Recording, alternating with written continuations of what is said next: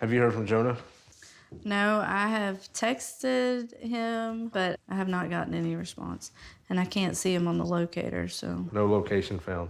We have had the family locator for 5 years, maybe. Once the big kids started driving, it is a peace of mind and it is reassurance to see they made it to school or we're not home and they made it back home safely. Since his escapade, it really concerns me to not be able to see him on the locator, because that was a time that we really could have stepped in a lot quicker if we would have seen him on the locator.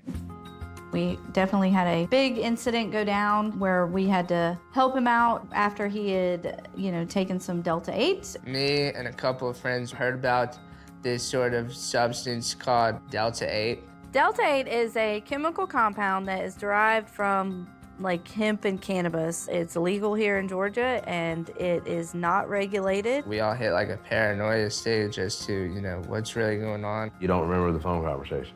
You kept asking, where are you? I need to know where you're at.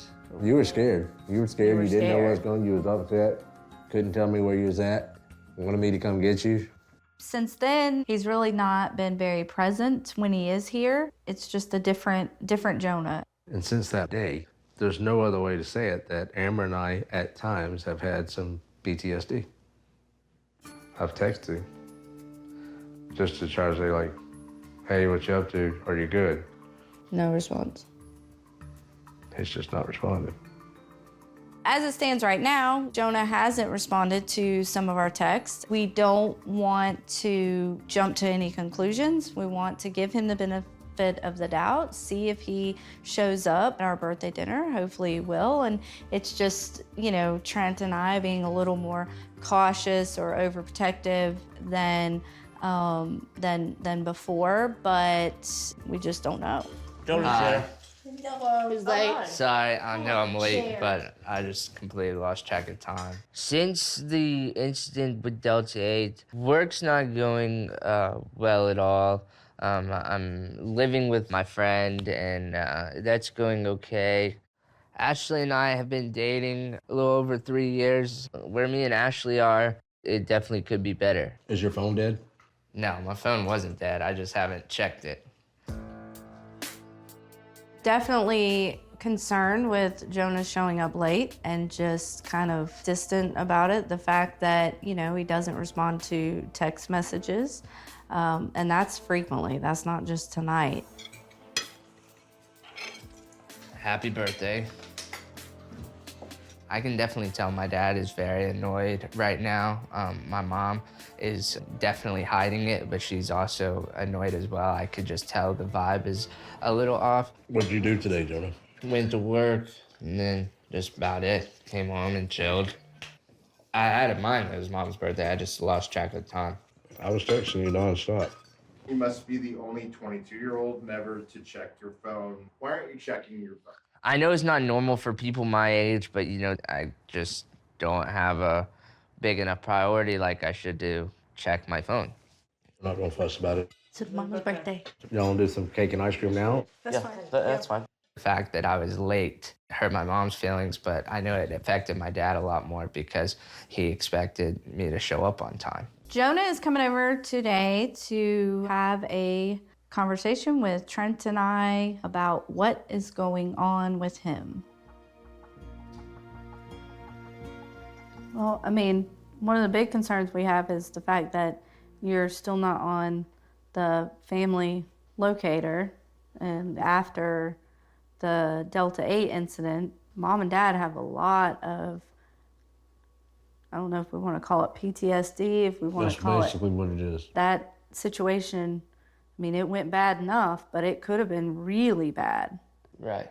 I told you when that incident happened, I told you we're gonna get through this, and when we're gonna get through this, which way are we gonna move? Forward. We're not gonna sit still, we're not gonna fall back, we're gonna move forward, and we're gonna move forward together as a family, right? Yep. But if we're not in the know, and if we don't know what's going on to help you right now, it hurts us, buddy. No. We know there is something going on.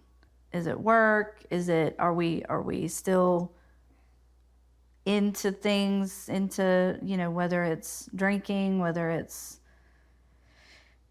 other forms of Yeah, no, I mean, all that's cut out. It's a mixture of all of things that are causing almost extreme anxiety. And I don't think I realized it until after the incident in my life.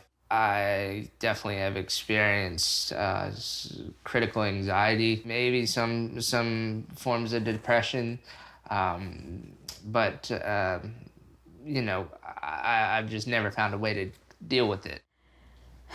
Looking back, even you as like a 4-year-old, anxiety has definitely been something that has been a part of your life. It was one of these things that we thought he'll grow out of it. Well, that's what I He'll thought. get better. I just taught to practice myself in just either ignoring it, going to bed. You were sleeping. Yeah, 'cause All the time. I wanted to get sleeping would make the time go by faster. Looking back over Jonah's childhood into teenage years, his anxiety levels would go through the roof. And then as he got on into high school, we of course took it as he's just being lazy, he's not motivated. And we know now that, you know, it continues to be anxiety and it's now, you know, affecting him as an adult. Are you going to work and doing regular? I mean, yeah, I am going to work, but Are you working bell to bell, light switch to light switch like I am? no. When Jonah comes to us and tells us that he hasn't been working his regular schedule at work and he hasn't been doing his part, that's when Amber and I knew that there was more to the problem than just this episode with Delta 8.